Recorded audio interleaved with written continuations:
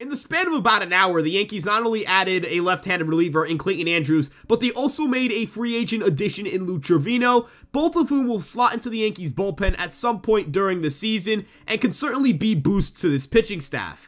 Andrews is a left-handed reliever acquired from the Milwaukee Brewers, and Lou Trevino is a free agent who the Yankees have some experience with as he pitched for the team in 2022 and would have in 2023 if not for a season-ending Tommy John surgery, which he'll still need some time to recover from. The Yankees have an unbelievable track record with identifying and developing reliever talent, and these two arms could emerge as great value additions to the team if they're able to unlock their potential in 2024.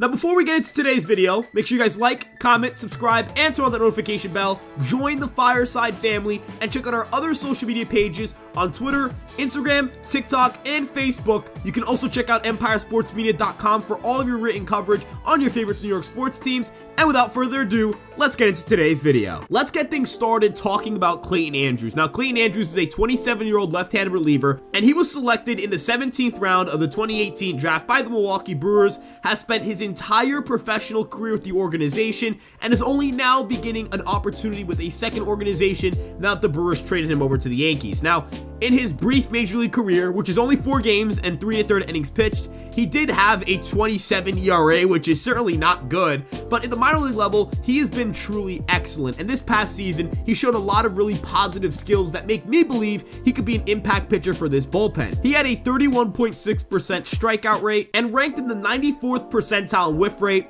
at 37.1%. He's a very unique pitcher in the sense that he is the shortest pitcher in all of Major League Baseball, or at least last season. He stands in at just 5'6", and that gives him a super unique release height because not as many pitchers are going to be releasing from that low of a slot because most pitchers are a lot taller than he is. And if you look at the guys who are releasing from that low of a slot, they're side armors, they're submarine guys, they're overall just not the kind of pitcher that Clayton Andrews is. And despite his smaller stature, he could still get it up there in terms of velocity, averaging between 94 to 95 miles per hour on his four-seam fastball. Let's delve into that pitch mix because it's also a pretty strong mix with a four-seam fastball opening up his arsenal. It averages again 94 to 95 miles per hour with between 13 to 14 inches of induced vertical break, but coming from a lower slot, it helps it play up in the strike zone, and it's more so a pitch that establishes himself in the zone. It is a called strike pitch. It is a soft contact pitch. It's not a high swing and miss pitch. That comes in his secondaries. His changeup is his second most used pitch, and that makes sense. He's going to throw it a lot to right-handed batters who are opposite-handed hitters, and that's where changeups play best,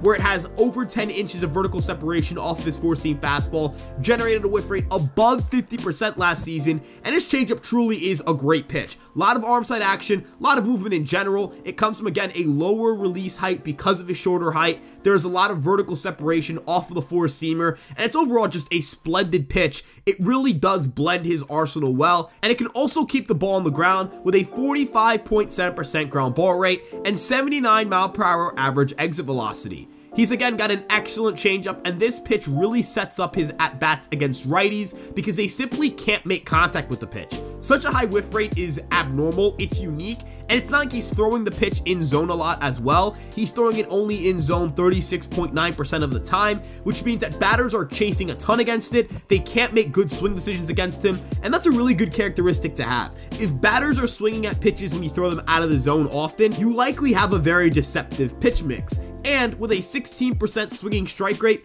that indicates that not only does his stuff have good swing and miss potential, but he's also locating it in parts of the zone where you need to get swings and misses. The same rings true for his slider, which sits at 82.9 miles an hour with 7 inches of glove side movement. It averages just 74.1 miles per hour of exit velocity against, with a 19.1% swinging strike rate, a 49.4% whiff rate, and a 68.2% ground ball rate. His slider is dominant. He throws this pitch a lot against left-handed batters, and ultimately, the New York Yankees have a guy who has 2 excellent secondary pitches. He just needs to figure out how to mask his fastball a little bit because that's the pitch that consistently gets crushed, but he does throw it pretty often, and for those saying just throw the fastball less, it's not that simple. because of his four-seam fastball and because of the fact he throws it in zone so often, it's what gets him into those two-strike situations where he can then throw his changeup or his slider to great effects, getting swings and misses, putting batters away, getting strikeouts, getting soft contact, all that stuff. Maybe it could be more aggressive with his secondary usage. That's certainly a possibility, but I don't think it's as simple of a fix as just saying throw your fastball a lot less and throw your secondaries a lot more.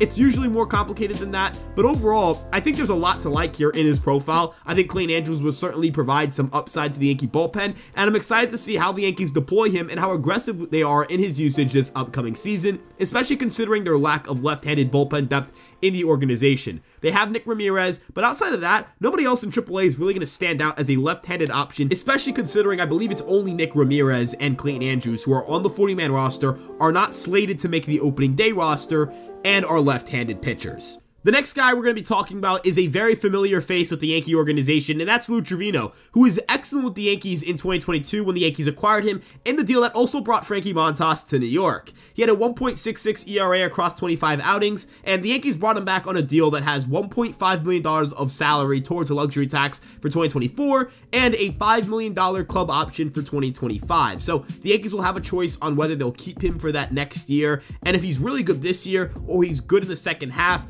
$5 million is a steal for a guy like him, especially if he performs at the level he was performing at before the injury. His pitch mix is really interesting because it's a diverse pitch mix. You typically don't see relievers who have 5 different pitches, but Lou Trivino does, and his 5 pitches are pretty damn solid. His slider is a sweeper with 17 inches of glove side movement. That's ridiculous movement there, and it plays really well with a sinker that generates 16 inches of arm side movement, so that's a lot of space to account for. I'm stealing that from Will Ward, who was on our show and discussed the same concept. Just having a lot of space to account for if you're a hitter. You've got a pitch moving 18 inches one way and 18 inches another way. You're going to have a really hard day at the plate if you're not ready to pick those pitches up. Now, one could argue that having such large movement profiles means that batters can just stay off of the pitches, just don't swing and hope they run or tail out of the strike zone. But he's got a cutter that doesn't move at all horizontally, basically, and it bridges the gap between those two massive movement profiles. And it's a great strike throwing pitch. It's a pitch he's thrown more with the Yankees. It's a pitch that generates softer contact.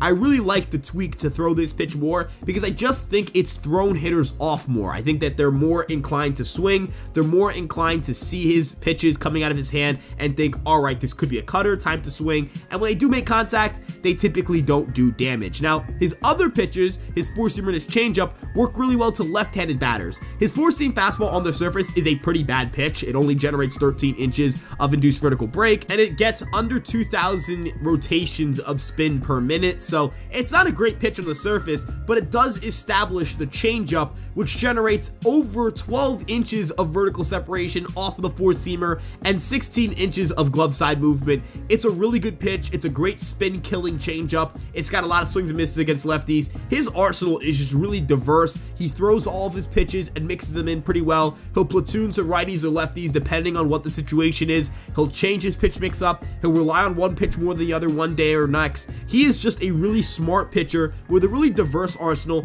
and the weapons to handle both lefties and righties. There's a reason why the Yankees were so inclined to bring him back, and while we won't see him until the summertime, I'm very excited to see what he can contribute for 2024. Again, this is a guy who is one of the Yankees' most relied upon relievers in 2022, especially down the stretch. If this is a guy who can slot into their bullpen midway through the season and give them a middle innings or even a high leverage option, then you could get a really valuable pitcher who helps you in the postseason and in the stretch run at just $1.5 million.